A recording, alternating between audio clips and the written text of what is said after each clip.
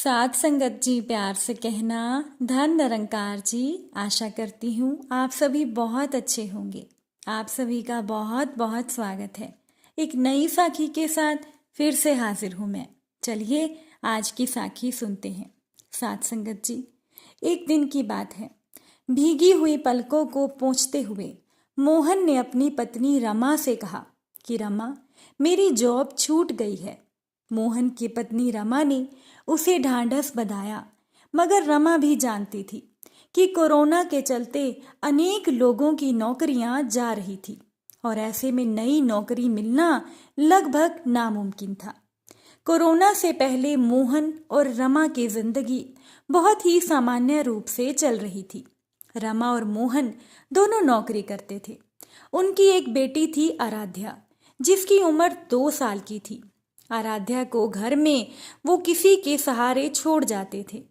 वैसे मोहन और रमा दोनों के घर वाले गांव में रहते थे। पहले कोरोना, फिर लॉकडाउन और अब जैसे तैसे अनलॉक हुआ। मोहन और रमा को लगा कि जिंदगी दोबारा पटरी पर आ जाएगी, मगर ऐसे में अचानक से मोहन की नौकरी चली गई। मोहन बहुत हताश था। उसने अनेक जगह फोन से बात की, मगर हर जगह पहले वाले कर्मचारियों को निकालने की खबरों से मोहन बहुत विचलित हो रहा था। ऊपर से शहर में इतनी महंगाई, तो मोहन ने सोचा कि अब घर कैसे चलेगा। आखिरकार उसने अपने दिल की बात अपनी पत्नी रमा को बताई। रमा ने उसे दिलासा दिया कि सब कुछ ठीक हो जाएगा। दोनों ने खाना खाया और सोने के लिए चले गए, पर दोनों की आंखों में नींद नहीं थी। साथ संगत जी, दोनों ने एक दूसरे को देखा और उठकर बैठ गए। मोहन ने अपनी पत्नी रमा से कहा कि तुम चिंता मत करो, मुझे कोई ना कोई नौकरी मिल जाएगी। तुम अपनी नींद क्यों खराब करती हो? रमा ने कहा कि मैं चिंता नहीं कर रही, मैं तो कोई योजना बना रही हूँ। मोहन ने कहा कि कैसी योजना? मैं कुछ नहीं समझा। रमा ने अपने पति मोहन से कहा कि मैं खाना बनाने वाली दीदी को मना कर देती हूँ। कल से मैं रोज सुबह जल्दी उठकर अपने परिवार का खाना बना लूंगी। मोहन ने कहा कि हाँ, मेरी भी नौकरी नहीं है, तो मैं अपनी बेटी आराध्या को भी कुछ दिन घर पर संभाल लूंगा। तो हफ्ते में जो पैसे हम बच्ची को पालने वाली को देते हैं, वो पैसे भी बच जाएंगे। साथ संगत जी, मोहन और रमा दोनों ने एक दूसरे का हाथ थामा, वो मुस्कुराए और सो गए। सुबह होते ही रमा ने खाना बनाने वाली दीदी को फोन करके मना किया और अपना हिसाब करने को कहा। फिर रमा खुद खाना बनाने चली गई। उधर से मोहन ने उठकर घर की साफ सफाई करनी शुरू कर दी। जब पत्नी रमा ने रोका तो मोहन ने कहा कि अपना घर साफ करने में क्या तकलीफ है, एक काम करो कि सफाई वाली दीदी को भी मना कर दो। साथ संगत जी, रमा ने जल्दी से खाना बनाया, बर्तन साफ किए और अपने ऑफिस के लिए निकल गई। अब कुछ दिन यही दिनचर्या उनके घर पर चलती रही। अब मोहन दिन भर घर में ऊब गया था और उसने नौकरी के लिए भी कई आवेदन दिए, पर कोई जवाब नहीं आया। एक दिन मोहन सोसाइटी के बाहर अपनी बेटी आराध्या को घुमा रहा था, तो चाय की दुकान के पास कुछ लड़के अपनी परेशानी के बारे में बात कर रहे थे कि इस बार अकाउंट का सिलेबस बहुत कठिन है, क्या करें, ऊपर से ट्यूशन भी बहुत महंगी है।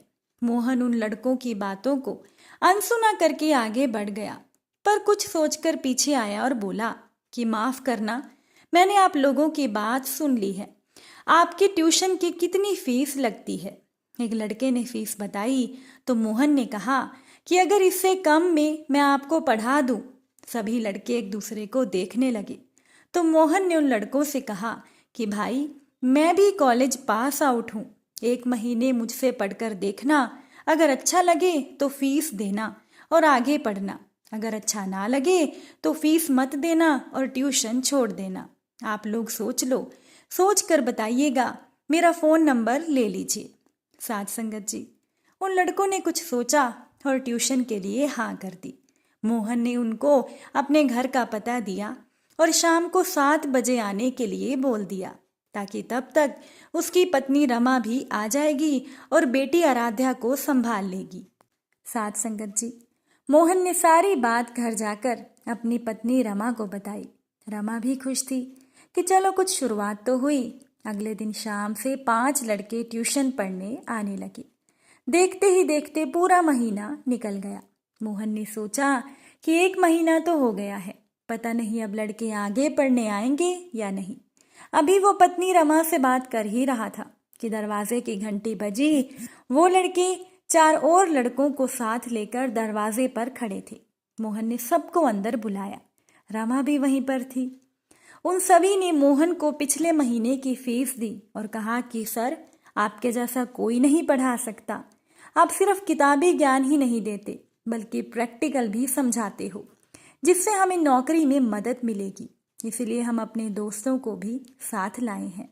मोहन और रमा बहुत खुश थे, पैसों से ज्यादा मोहन की तारीफ सुनकर। साथ संगत जी, अब धीरे धीरे उनकी जिंदगी पटरी पर आने लगी।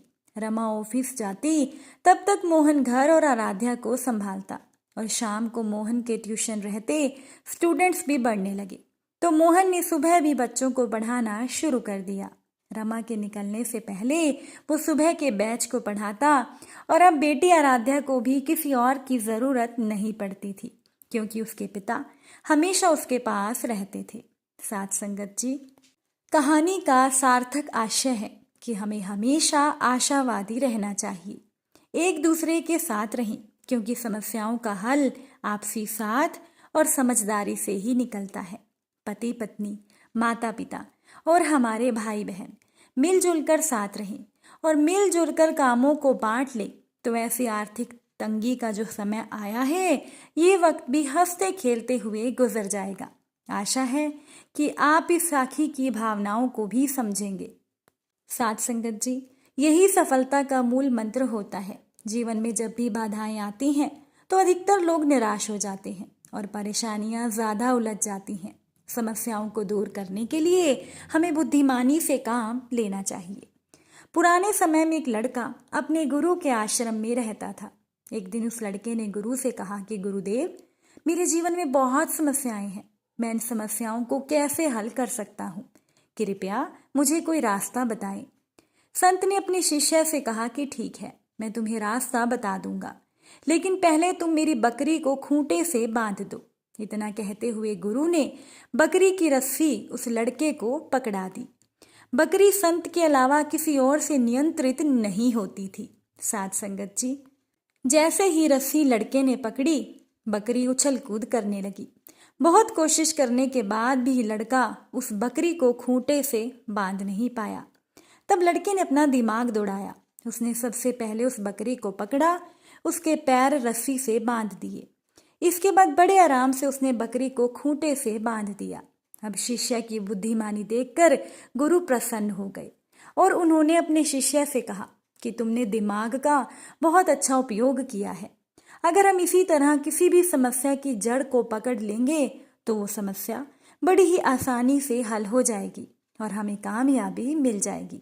इसीलिए साथ संगत जी, जब भी जिंदगी में कोई परेशानी आए तो सबसे पहले दिमाग से काम लीजिए, बुद्धिमानी से काम लीजिए, क्योंकि बुद्धिमानी से हम हर एक समस्या को दूर कर सकते हैं। आशा करती हूँ कि साखी आपको अच्छी लगी होगी। अगर अच्छी लगी हो तो वीडियो को लाइक कीजिएगा। साथ संगत जी, प्यार से कहना, धन निरंकार जी।